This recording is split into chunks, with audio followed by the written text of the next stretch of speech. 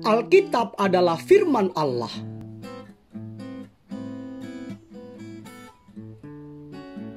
Shalom mitra produktif, jumpa lagi dengan saya, Pastor Tommy Ringo, di YouTube Tahta Daud Channel dan di podcast Anchor Produktif dalam program 50 episode kehidupan yang dikendalikan oleh tujuan yang alkitabiah.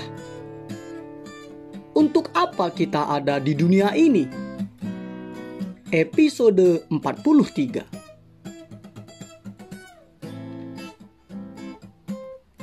Sebelum kita belajar bersama dan memulai perjalanan rohani yang mengasyikkan ini, mari kita memperkatakan dan merenungkan firman Allah yang tertulis dalam surat 2 Timotius 3 ayat 16 yang berkata, segala tulisan yang diilhamkan Allah memang bermanfaat untuk mengajar, untuk menyatakan kesalahan, untuk memperbaiki kelakuan, dan untuk mendidik orang dalam kebenaran. Juga firman Allah yang tertulis dalam kitab Mazmur 19 ayat 8 yang berkata, Taurat Tuhan itu sempurna, menyegarkan jiwa. Peraturan Tuhan itu teguh, memberikan hikmat kepada orang yang tak berpengalaman.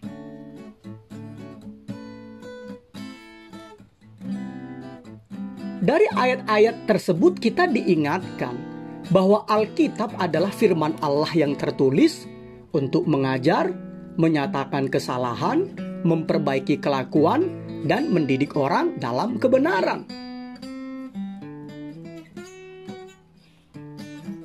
Alkitab adalah satu-satunya wahyu ilahi yang diilhami, dapat dipercaya dan dapat dipertanggungjawabkan yang pernah diberikan Allah kepada manusia. Dan Alkitab merupakan otoritas tertinggi dalam semua hal yang berkaitan dengan iman dan moral. Alkitab diilhami secara lisan, di mana Roh Kudus mengilhami, menghembusi, mendorong, atau memimpin hamba-hamba Allah dengan setiap pikiran dan kata-kata yang diinginkan Allah untuk mereka tulis. Kata-kata ini mengalir melalui manusia dengan melibatkan emosi, kepribadian, keadaan, pengalaman, dan kerangka acuan mereka tanpa memaksanya. Ini berarti para penulis Alkitab bukan bertindak seperti robot atau mesin ketik.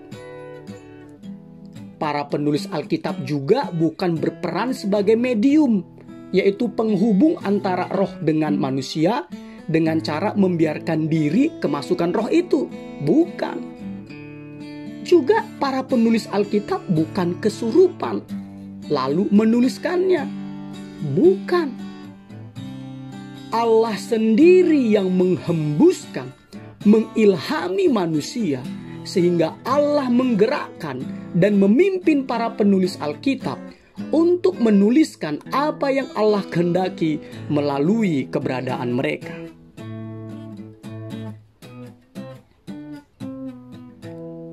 Kata diilhamkan yang tertulis dalam surat 2 Timotius 3 ayat 16 dalam bahasa Yunaninya adalah theopnostos, yang artinya Allah bernafas atau dihembusi oleh Allah. Jadi Alkitab adalah firman Allah yang dinafaskan oleh Allah. Alkitab juga disebut buku, Bible dalam bahasa Inggris, yang diterjemahkan dari bahasa Yunani, Biblos, yaitu firman Allah yang tertulis. Ini berarti bahwa orang-orang kudus ketika menulis dipimpin dan digerakkan oleh Allah sendiri. Meskipun manusia yang menuliskannya, tetapi Allah yang menentukan isinya. Nah, karena diilhamkan, dinafasi Allah, maka Alkitab sepenuhnya dapat dipercaya.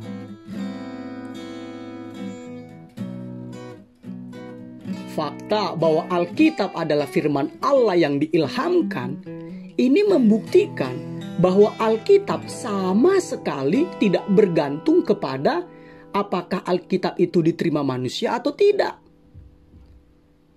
Hal ini menunjukkan bahwa pengilhaman Alkitab bukan didasarkan pada respon pendengarnya atau pengalaman subjektif para penulisnya, melainkan berdasarkan fakta bahwa segala tulisan diilhamkan, dihembusi Allah.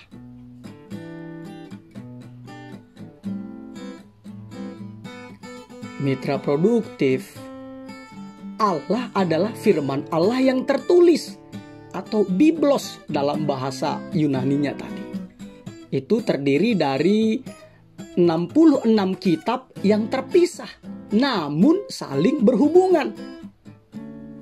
Ini membuktikan bahwa Alkitab adalah kitab dari segala kitab, tak ternilai dan tak dapat dibandingkan.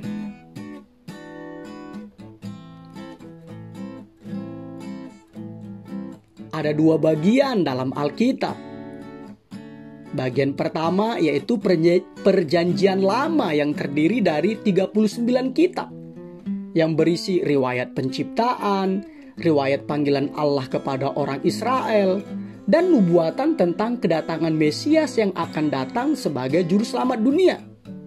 Dan bagian kedua dari Alkitab itu adalah Perjanjian Baru yang terdiri dari 27 kitab yang berisi penggenapan dari nubuatan tentang Mesias yang dijanjikan dalam Perjanjian Lama, berita tentang keselamatan bahwa hanya ada di dalam Yesus Kristus, dan bagaimana manusia dapat memperoleh keselamatan itu.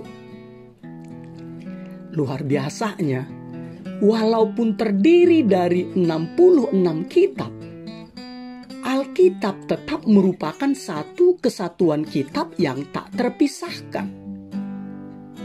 Saya tegaskan lagi, Alkitab adalah satu-satunya wahyu Allah yang tertulis dan memiliki otoritas tertinggi.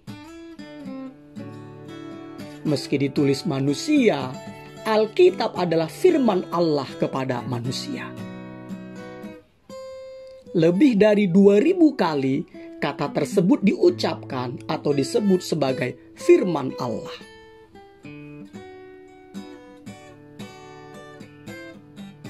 Mitra produktif, saya tegaskan lagi bahwa Alkitab adalah firman Allah yang tertulis, Biblos.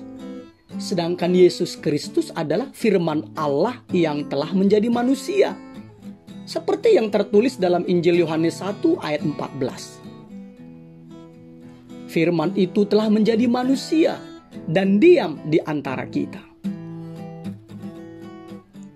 Alkitab dan Yesus Kristus adalah firman atau logos dalam bahasa Yunaninya.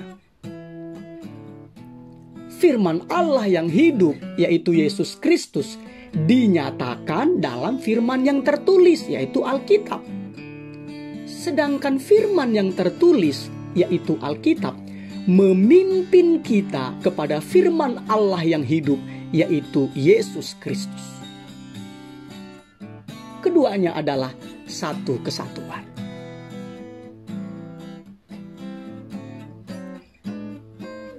Adalah mustahil Alkitab buatan manusia.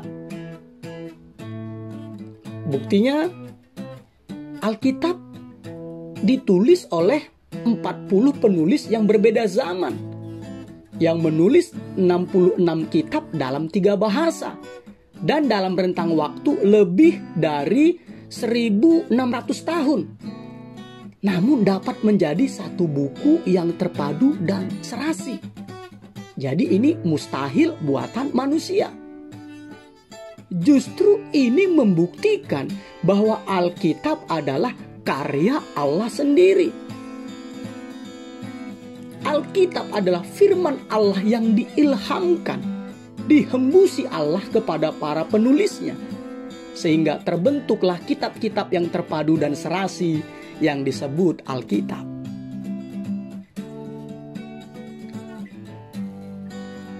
Mitra produktif, selain ada banyak keragaman, Alkitab juga memiliki kesatuan yang ajaib. Keragamannya sangat jelas, seperti yang sudah saya sebutkan sebelumnya, yaitu Alkitab berisi 66 kitab yang berbeda dan ditulis dalam rentang waktu 1600 tahun. Kitab-kitab ini juga ditulis oleh sekitar 40 penulis yang berbeda yang hidup dalam budaya dan negara yang berbeda.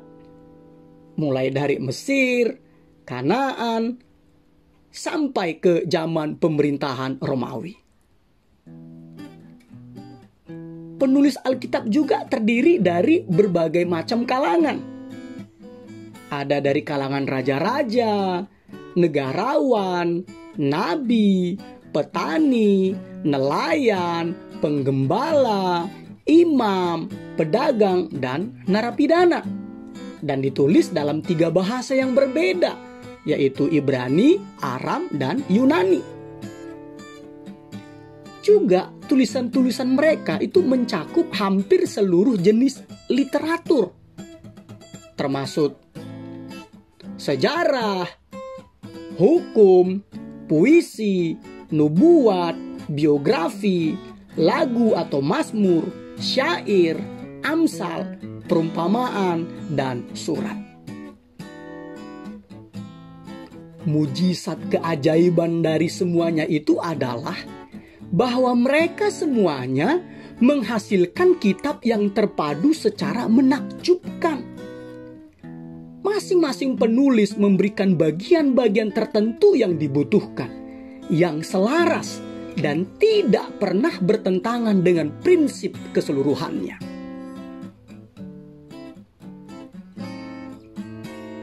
Seperti yang sudah disebutkan sebelumnya, Alkitab terdiri dari 2 bagian, yaitu Perjanjian Lama dan Perjanjian Baru. Yang keduanya memang memiliki penekanannya yang unik.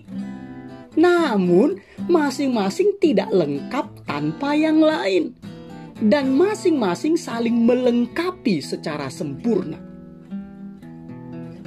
Ada sekitar 6.600 referensi silang di antara keduanya yang mendukung keterkaitan antara Perjanjian Lama dengan Perjanjian Baru.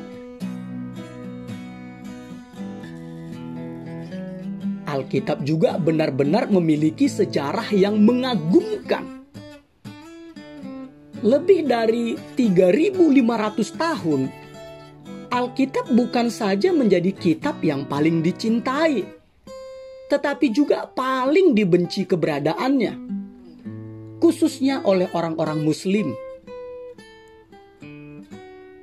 Walaupun tidak penting, saya akan menjelaskannya berdasarkan fakta tertulis dalam Al-Quran secara singkat. Orang-orang Muslim menyebarkan kabar bohong, kabar dusta bahwa Alkitab telah diubah. Padahal menurut Al-Quran, seperti yang tertulis dalam surah Al-Maidah ayat 48, tertulis demikian. Dan kami telah menurunkan kitab dalam kurung Al-Quran kepadamu dalam kurung Muhammad dengan membawa kebenaran yang membenarkan kitab-kitab yang diturunkan sebelumnya dan menjaganya.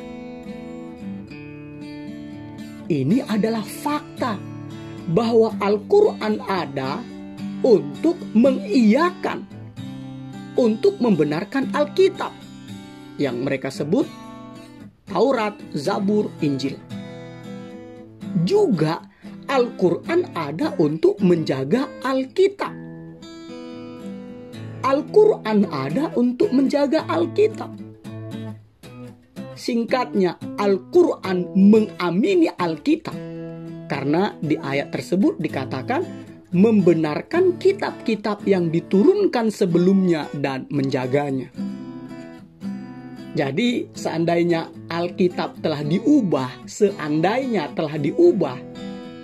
berarti Al-Quran gagal menjaga Alkitab. Berarti Allah juga gagal melindungi kitab yang diturunkannya. berarti Allah tidak maha kuasa. Masa Allah kalah dengan manusia seperti ahli kitab atau oknum Yahudi yang seenaknya bisa mengubah kitab yang diturunkannya? Tidak mungkin.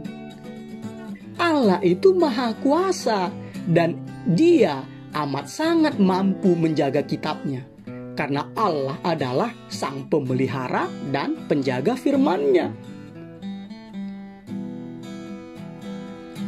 Banyak umat muslim mendasarkan tuduhannya bahwa Alkitab telah diubah berdasarkan surah Al-Maidah ayat 13 dan 41. Padahal pada zaman dahulu At-Tabari yang wafat tahun 923, seorang cendekiawan dan ahli tafsir Quran yang terkenal di zaman keemasan Islam, berpandangan bahwa yang diubah-ubah oleh oknum Yahudi adalah tafsirnya, bukan firman Allahnya.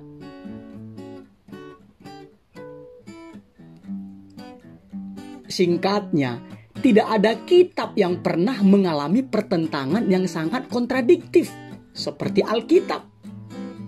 Tidak ada. Kaisar-kaisar Roma mengeluarkan hukum yang memerintahkan pemusnahannya. Ribuan Alkitab telah dibakar dan banyak orang Kristen dihukum mati karena memiliki salinannya. Alkitab telah ditolak, dirusak, dan ditentang. Ketidakbersalahan dan otoritasnya telah diserang dari semua sudut. Namun selama berabad-abad hingga hari ini dan di masa yang akan datang, Alkitab tetap bertahan dari semua badai serangan ini dan menang atas mereka, dan tetap menjadi kitab terpenting dalam sejarah manusia. Pemeliharaan Allah yang ajaib atas firman-Nya adalah bukti bahwa Alkitab adalah firman Allah yang tertulis, yang diilhamkannya kepada para penulisnya.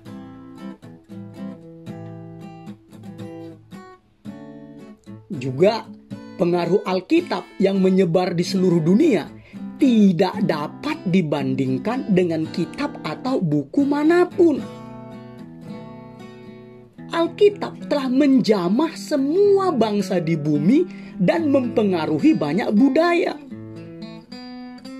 Alkitab telah diterjemahkan dalam lebih banyak bahasa dan dicetak ulang dalam jumlah yang jauh lebih besar daripada buku atau kitab manapun. Alkitab telah menyebabkan hasil-hasil yang tertinggi dalam semua segi kehidupan, termasuk musik, seni, hukum, ilmu pengetahuan, dan lain-lain. Miliaran hidup manusia telah diubahkan oleh kebenaran Alkitab, dan hanya kekekalan yang akan mengungkapkan pengaruhnya terhadap manusia.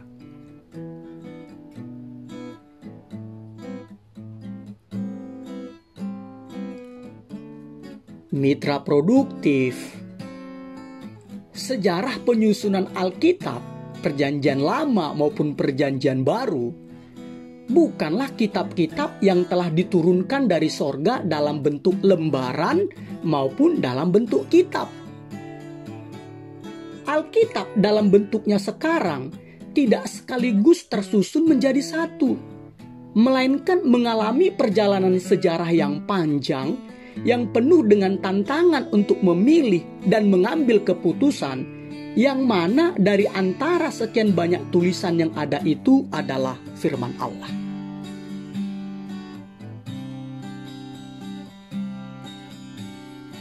Menurut tradisi Yahudi, Alkitab Perjanjian Lama dibagi menjadi 3 bagian, yaitu Taurat, Kitab Para Nabi, dan Ketubim, Mazmur atau surat-surat. Penyusunan atau pengkanonan Perjanjian Lama masih belum dapat diketahui dengan pasti. Tapi tahun yang penting yang berhubungan dengan kanon Perjanjian Lama bagian pertama, yaitu Taurat, ialah tahun 621 sebelum Masehi. Pada waktu Hilkia, imam besar, menemukan kitab Taurat. Itu tertulis di 2 Raja-Raja 22 ayat 8. Selanjutnya Raja Yosia mengumpulkan semua tua-tua supaya mereka mendengar dan belajar dari kitab itu. 2 Raja-Raja 23 ayat 1-3. Tahun yang penting berikutnya kira-kira tahun 500 sampai 450 sebelum Masehi. Ketika ketetapan Allah dibacakan dan diajarkan kepada orang-orang Israel di zamannya Esra, sang ahli kitab, dan Nehemia. Ini tertulis di Nehemia pasal 8 sampai pasal 10. Dengan demikian kita dapat mengatakan bahwa bagian pertama, yaitu Taurat, disahkan dan diteguhkan kira-kira pada tahun 440 sebelum Masehi.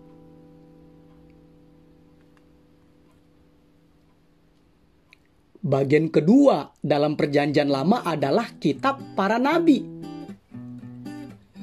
Di antara kitab para nabi itu ada juga kitab yang berisi riwayat. Pada tahun 200 sebelum Masehi, istilah kitab nabi-nabi telah dikenal secara luas dan umum. Dan kita dapat menyimpulkan bahwa tahun 200 sebelum Masehi adalah saat pengkanonan kitab nabi-nabi, bagian kedua dari Perjanjian Lama. Bagian ketiga dari Perjanjian Lama adalah Ketubim, Mazmur, dan kitab-kitab lainnya. Istilah kitab-kitab lain biasa dipakai pada tahun 130 sebelum Masehi. Jadi kita dapat menyimpulkan bahwa pengkanonan bagian ketiga itu disahkan dan diakui pada tahun 100 sebelum Masehi.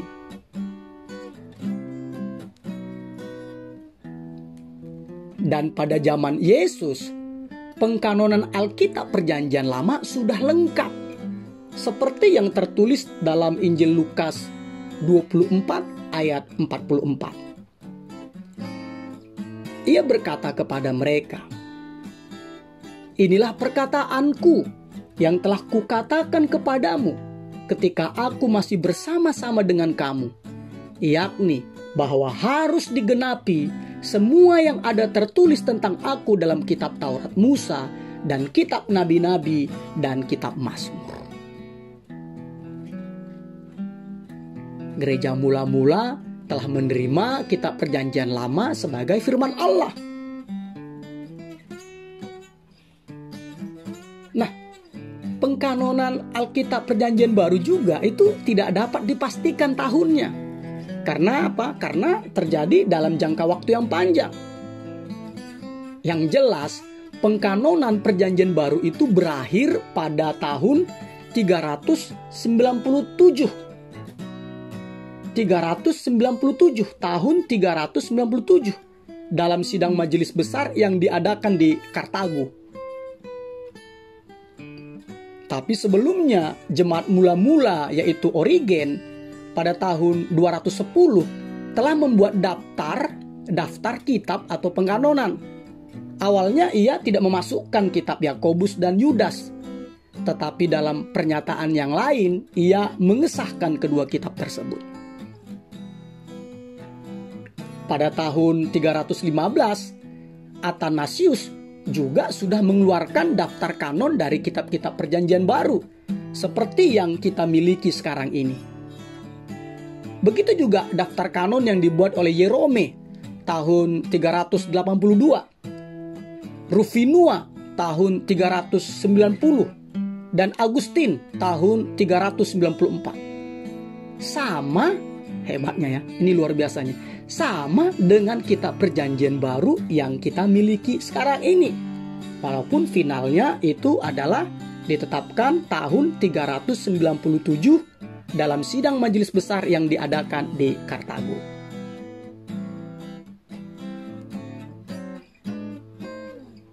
Mitra produktif, dari penjelasan di atas telah jelaslah bahwa Alkitab adalah firman Allah yang berotoritas karena diilhamkan Allah. Berikut ini sifat-sifat Alkitab karena diilhamkan Allah. Pertama, Alkitab tidak mungkin salah. Alkitab adalah karya Allah, dan Allah adalah sumber kebenaran dan segala yang benar. Dengan demikian, manusia dapat mempercayai sepenuhnya apa yang tertulis di dalam Alkitab. Silahkan dibaca nanti ya, 2 Samuel 7 ayat 28a, Mazmur 119 ayat 60, Yesaya 55 ayat 11. Kedua, Alkitab adalah otoritas tertinggi yang harus ditaati karena diilhamkan Allah untuk mengajar, menyatakan kesalahan, memperbaiki kelakuan, dan mendidik orang dalam kebenaran. Itu tertulis dalam 2 Timotius 3 ayat 16. Ketiga, Alkitab adalah pernyataan Allah yang diilhamkan dan ditulis yang memimpin kita kepada firman Allah yang hidup, yaitu Yesus Kristus. Keduanya adalah satu kesatuan. Silahkan dibaca ya, Yohanes 1 ayat 1, Yohanes 1 ayat 2, Yohanes 1 ayat 14. Keempat, Alkitab adalah cukup. Tidak boleh dan tidak perlu ditambah lagi ataupun dikurangi. Alkitab mampu dan mumpuni menjawab segala kebutuhan manusia akan Allah dan segala pertanyaan mengenai kehendak Allah untuk manusia. Silahkan nanti dibaca juga Galatia 1 ayat 8, Kolose 2 ayat 18. Kelima, Alkitab adalah terang. Dengan hidup sesuai dengan Alkitab, manusia tidak akan berjalan dalam kegelapan. Manusia tidak perlu meraba-raba atau menebak-nebak untuk mencari kehidupan sesungguhnya. Tidak ada kehidupan yang lebih baik daripada yang ditunjukkan oleh Alkitab. Percayalah. Silahkan dibaca Mazmur 119 ayat 105, Mazmur 119 ayat 130, dan bandingkan nanti dengan Matius pasal 4 ayat 16, Yohanes 8 ayat 12. Mitra produktif, karena Alkitab adalah firman Allah yang diilhamkan dan ditulis untuk mengajar, menyatakan kesalahan, memperbaiki kelakuan, dan mendidik orang dalam kebenaran, maka untuk dapat mengerti dan memahaminya, Anda tidak akan dapat melakukannya dengan usaha terbaik Anda sekalipun. Untuk dapat mengerti dan memahaminya, Anda harus dilahirkan kembali, seperti yang Yesus katakan dalam Injil Yohanes 3 ayat 3. Aku berkata kepadamu, sesungguhnya jika seorang tidak dilahirkan kembali, ia tidak dapat melihat kerajaan Allah. Bahkan Yesus mempertegasnya lagi dalam Injil Yohanes 3 ayat 5-6. Aku berkata kepadamu, sesungguhnya jika seorang tidak dilahirkan dari air dan roh, ia tidak dapat masuk ke dalam kerajaan Allah. Apa yang dilahirkan dari daging adalah daging, dan apa yang dilahirkan dari roh adalah roh. Hanya dengan dilahirkan kembali, Hanya dengan dilahirkan kembali, Anda dapat mengerti dan memahami serta mendapatkan keuntungan dari Alkitab. Syarat dilahirkan kembali adalah sadar dan bertobatlah dan berilah diri Anda dibaptis dan Allah akan mengampuni dosa Anda.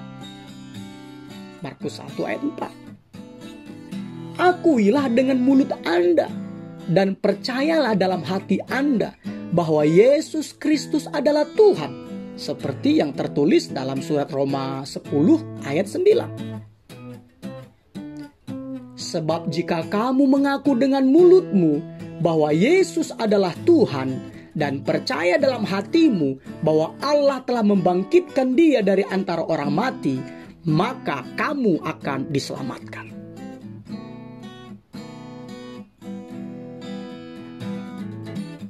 Hanya inilah satu-satunya cara supaya Anda dapat mengerti dan memahami Alkitab. Jika tidak, Anda akan disesatkan oleh opini dan pemikiran Anda sendiri. Anda juga akan diombang-ambingkan oleh rupa-rupa angin pengajaran, oleh permainan palsu manusia dalam kelicikan mereka yang menyesatkan.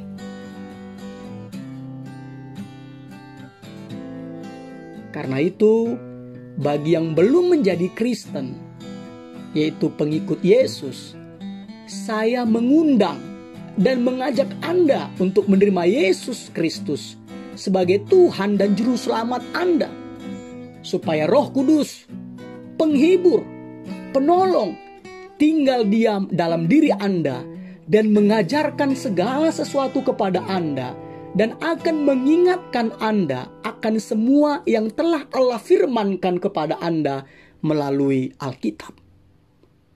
Bandingkan dengan Yohanes 14 ayat 26.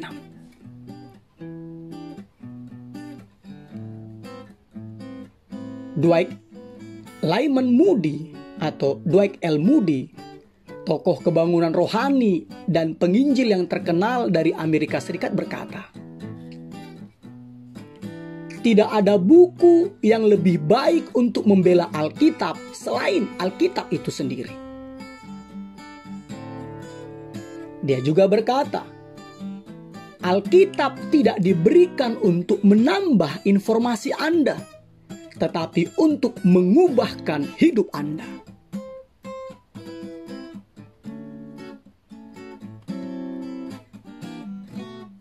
Episode 43. Berpikir dan merenungkan tujuan hidup saya. Nilai-nilai atau prinsip-prinsip yang harus dipikirkan dan direnungkan. Saya harus mentaati Alkitab sebagai otoritas tertinggi, karena Alkitab adalah firman Allah untuk mengajar, menyatakan kesalahan, memperbaiki kelakuan, dan mendidik orang dalam kebenaran. Ayat untuk diingat, Mazmur 119 ayat 105. Firman-Mu itu pelita bagi kakiku dan terang bagi jalanku. Pertanyaan untuk dipikirkan dan direnungkan. Dalam hal apakah saya masih sering ragu dan masih membanding-bandingkan Alkitab dengan kitab lainnya? Dan dalam bidang manakah saya masih belum mengakui Alkitab sebagai otoritas tertinggi dalam hidup saya?